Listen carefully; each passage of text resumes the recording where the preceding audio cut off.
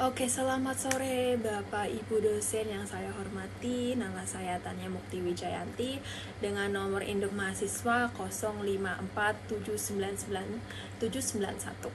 Saya dari Prodi Sastra Inggris dan minat penerjemah. Nah, di sini tepat pada bulan kemarin ya, bulan Oktober, peringatan Sumpah Pemuda, kita diingatkan kembali pada janji luhur 1928. Menjunjung tinggi bahasa Indonesia sebagai bahasa persatuan. Bahasa Indonesia bukan sekedar alat komunikasi, ia adalah pilar utama identitas nasional dan jati diri bangsa.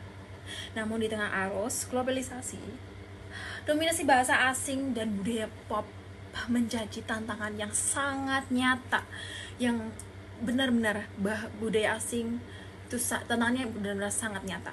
Banyak contoh-contoh dari generasi-generasi muda yang mengikuti budaya-budaya asing atau bahasa asing. Baiklah, tesis kita hari ini, eksistensi bahasa Indonesia harus diperjuangkan tidak hanya sebagai tuan rumah di negeri sendiri, tetapi juga sebagai tamu terhormat yang mampu membangun peradaban dunia. Secara yuridis, bahasa Indonesia adalah bahasa negara. Penggunaannya dalam forum yang bersifat internasional di Indonesia adalah sangat wajib. Sesuai amanat Perpres nomor 63 tahun 2019, pasal 27 ayat 1. Sambutan Wakil Presiden Kiai Haji Ma'ruf Amin di AICIS ke-20 dengan menggunakan bahasa Indonesia adalah contoh yang nyata apresiasi terhadap amanat ini. Apakah ada yang tahu apa itu AICIS? Baiklah, AICIS adalah singkatan dari Annual International Conference on Islamic Student atau Konferensi Internasional Tahunan tentang Studi Islam. Ini adalah forum ilmiah tahunan yang diselenggarakan oleh Kementerian Agama, Kemenag, Republik Indonesia melalui Direktur Jenderal Pendidikan Islam.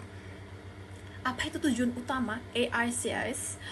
Baiklah, bagi yang belum tahu apa itu AICIS dan tujuan-tujuannya, AICIS bertujuan untuk menjadi platform penting bagi para akademik, peneliti, dan praktis di seluruh dunia untuk mendiskusikan isu-isu kontemporer dan yang relevan studi Islam, memperoleh penelitian dan publikasi ilmiah di bidang keislaman, mendorong dialog antara Islam, ilmu pengetahuan, dan tantangan masyarakat global. Bahasa Indonesia adalah sarana kita mengakses dan mengembangkan ilmu pengetahuan.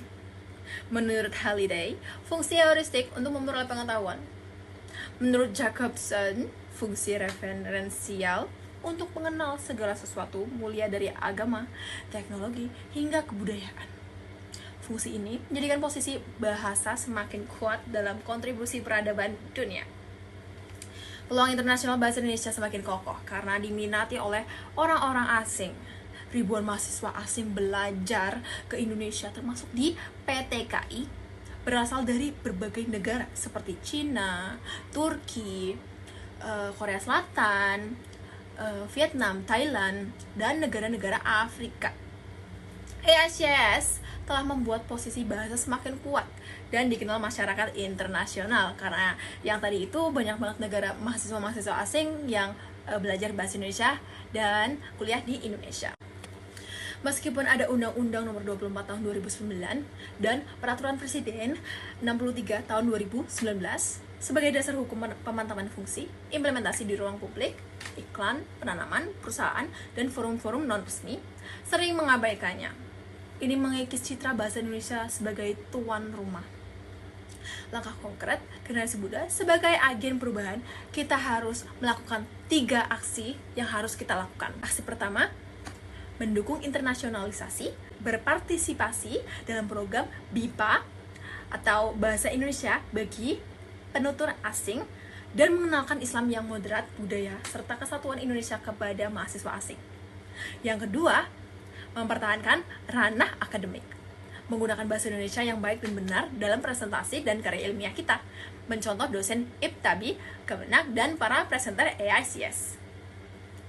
Aksi ketiga, menjaga etika kebahasaan, bahasa yang benar, gunakan bahasa yang baik dan benar.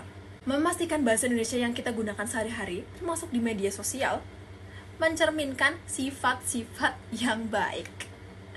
Nah, di situ ada 3 sifat-sifat yang harus kita terapkan ya guys. Eksistensi bahasa Indonesia di era global bukan hanya untuk urusan pemerintah, tetapi tanggung jawab kolektif. Dari ajang AICS, kita belajar bahwa bahasa Indonesia memiliki potensi besar menjadi referensi global, asalkan kita menjadikannya tuan rumah yang cerdas di negeri kita sendiri. Jadi mari kita teguh menjunjung bahasa Indonesia dan gunakan bahasa Indonesia dengan bangga. Jadilah ia alat untuk memajukan ilmu, pengetahuan, peradaban dunia. Baiklah, itu adalah pembahasan dari saya. Terima kasih dan selamat sore.